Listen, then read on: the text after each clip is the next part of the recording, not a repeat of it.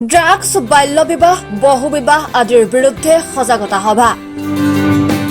হুজাৰ চৌধুৰী বজাৰত আমচুৱে দিয়ে সজাগতা সভা।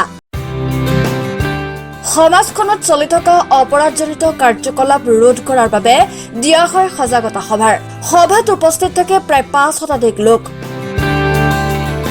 সমাজত চলি থকা অপৰাধজনিত কাৰ্যকলাপ কিদৰে ৰোধ কৰিব পাৰি সেই বিষয়ে মন্তব্য কৰে। হুজাৰ জিলা আমচুৰ অন্তৰ্গত চৌধুৰী বজাৰ আঞ্চলিক কমিটিৰ উদ্যোগত আজি বৃহৎ সজাগতা সভা আয়োজন কৰা হৈছে। আমাৰ সংখ্যালঘু সমাজত যি ধৰণে বাল্য বিবাহ, বহু বিবাহ বা নিচাজাতীয় দ্ৰব্য সেৱন, যিটো ড্ৰাগছ সেৱন আদি বৃদ্ধি পাবলৈ ধৰিছে, কেনেধৰণে নিৰ্মূল কৰিব পৰা যায় সেই সংক্ৰান্তত বৃহৎ আকাৰে আলোচনা কৰা হৈছে, সজাগতা সভা আয়োজন কৰা হৈছে।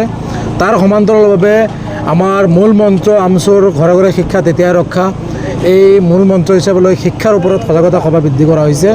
এটা কথা স্পষ্ট যে বাল্য বিবাহৰ ক্ষেত্ৰত যিকোনো লোকেই নহওক কিয়, জড়িত থকা যিকোনো লোকেই হওক, আমচুৰ প্ৰত্যেকজন কৰ্মকৰ্তাই কৰায়ত্ব কৰি ধৰি আনি পুলিচক গতাই দিবলৈ ইতিমধ্যে প্ৰস্তুতি হাতত লৈছে।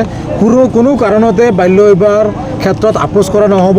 আপোনালোকৰ জৰিয়তে মই বাল্য বিবাহৰ লগত জড়িত যদি কোনোবা আছে, স্পষ্টভাৱে সকীয়াই দিব বিচাৰিছোঁ, এই ধৰণৰ জঘন্য অপৰাধৰ পৰা যাতে বিৰত থাকে আৰু এখন নিকা সমাজ গঢ়াৰ স্বাৰ্থত তেওঁলোকে যাতে নিজৰ অৱদান দাঙি ধৰে। তাৰ সমান্তৰালভাৱে বহু বিবাহৰ ক্ষেত্ৰত দেখা গৈছে আৰু উঠি অহা প্ৰজন্মই ড্ৰাগছ আদি নিচাজাতীয় দ্ৰব্যৰ আসক্ত বৃদ্ধি পাবলৈ ধৰিছে। গতিকে এই ক্ষেত্ৰতো আপোচ কৰা নহ'ব।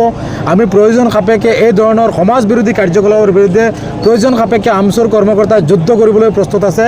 কিন্তু সমাজ ধ্বংসকাৰী এনেধৰণৰ কাৰ্যকলাপ কোনো কাৰণতে আমচুৱে সহ্য নকৰে আৰু এই ধৰণৰ কাৰ্যকলাপৰ পৰা যিসকল লোক জড়িত হৈছে সকলো বিৰত থাকিবলৈ আমি আহ্বান জনাইছোঁ। এই ক্ষেত্ৰত আমি প্ৰশাসনকো আমচুৱে পূৰ্ণ সহায় সহযোগ কৰিবলৈ প্ৰস্তুত আছোঁ। হুজাৰ পৰা আব্দুল কালামৰ ৰিপৰ্ট, নিউজ 24 অসম।